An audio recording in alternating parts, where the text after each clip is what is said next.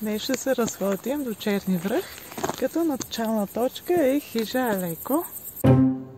И нещо важно, не забравяйте слънцезащитния крем. Маршрутът е около 6 км, а денивелацията е около 400 метра.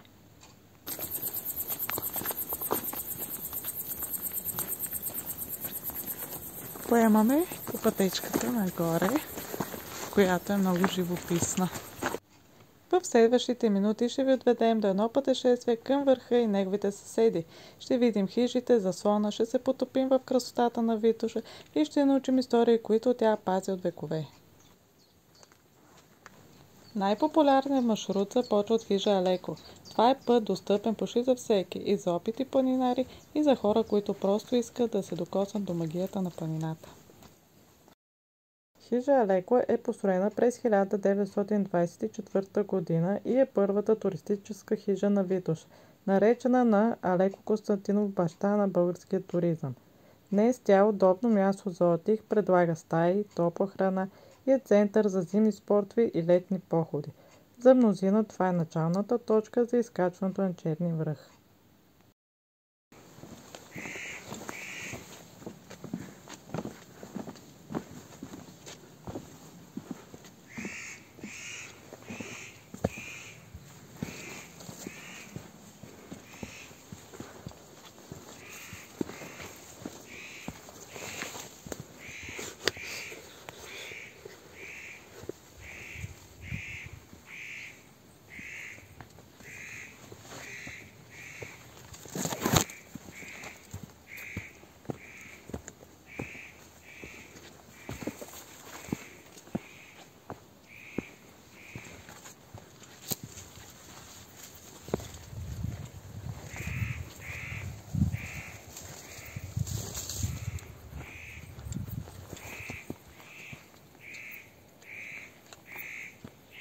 Това там е връх Резен.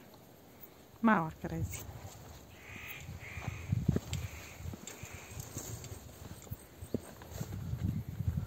След живописната пътечка стигаме до разклона, където наляво е Черни връх, а надясно е Камен дел.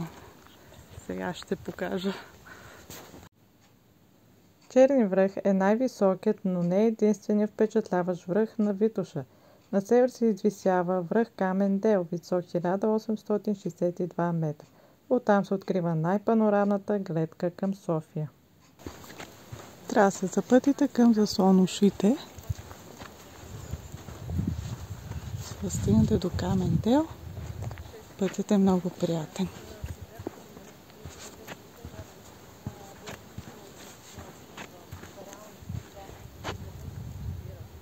Но ние сега тръгваме към Черни връх.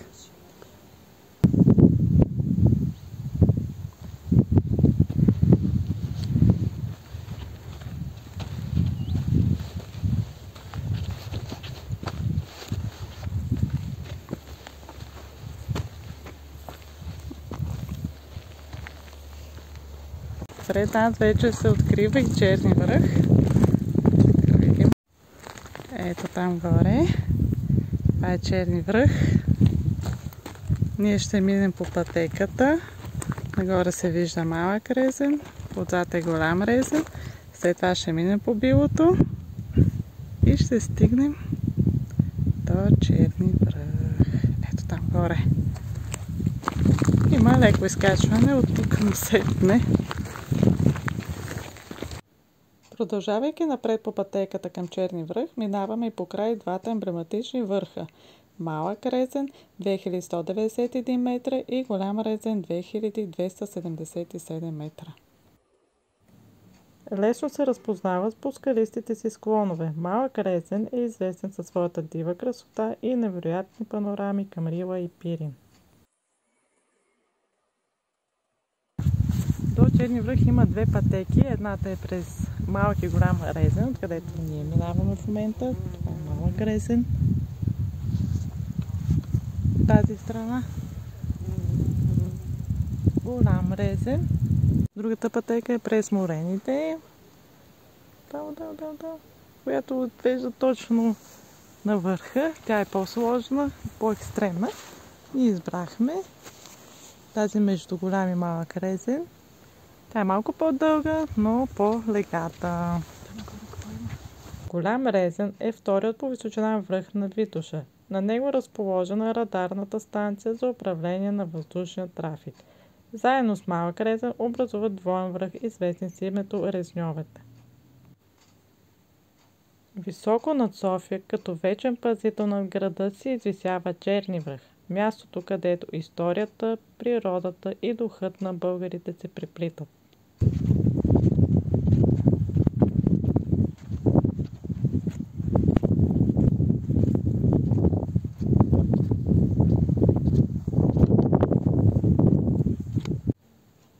През 1895 г. именно тук Алеко Константинов повежда първи организиран туристически поход в България. Над 300 души поемат към върха. Това събитие поставя началото на туристическото движение у нас. От тогава Черни връх не е просто географска точка, той е символ на свободния дух и любовта към природата. Черни връх е висок 2290 метра. Името му идва от тъмните скали, които контрастират с зелените поляни наоколо.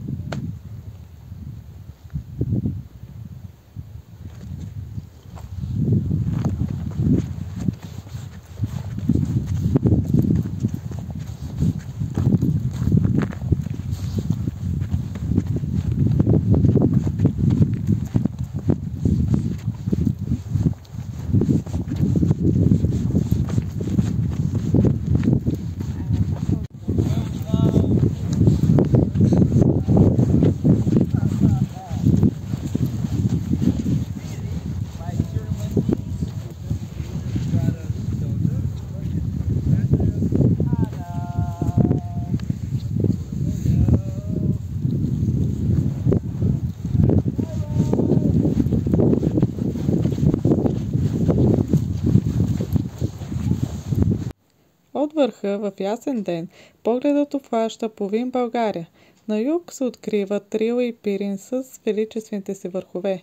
На север Стара планина, простираща се като гръбнак през страната, а в подножието лежи София. Витоша е дом на редки растения и животни. Тук цъфтят ейдавайци, летят орли и живеят сърни. Черни връх е част от природен парк Витоша. Първият защитен парк на Балканите е създаден още през 1934 година. Легендите разказват, че някога върхът е бил тракийско светилище. Учените пък отбелязват, че Черни връх е една от най-ветровитите точки в България, със средно над 200 дни годишно, когато духат силни ветрове. През зимата температурата често пада под минус 20 градуса, а рекордно ниска температура е измерена именно тук. На самия връх се издига метеорологична станция, която събира данни вече повече от век. До нея е разположен и заслона Черни връх. Скромно, но уютно място, където туристите могат да се подслонят от вятър и студа. Вътре има печка, маси и пейки, достатъчно за да се стоплиш и да усетиш суровата, но величествена атмосфера на върха. Това е София.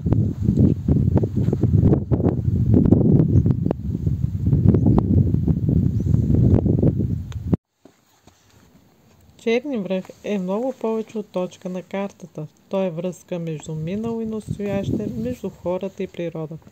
Място, което ни напомня колко малки сме пред величието на планината, но и колко силни ставаме, когато вървим нагоре. Ако още не сте изкачили Черни връх, направете го. Там ще откриете не само красотата на Витоша, но и частица от душата на България.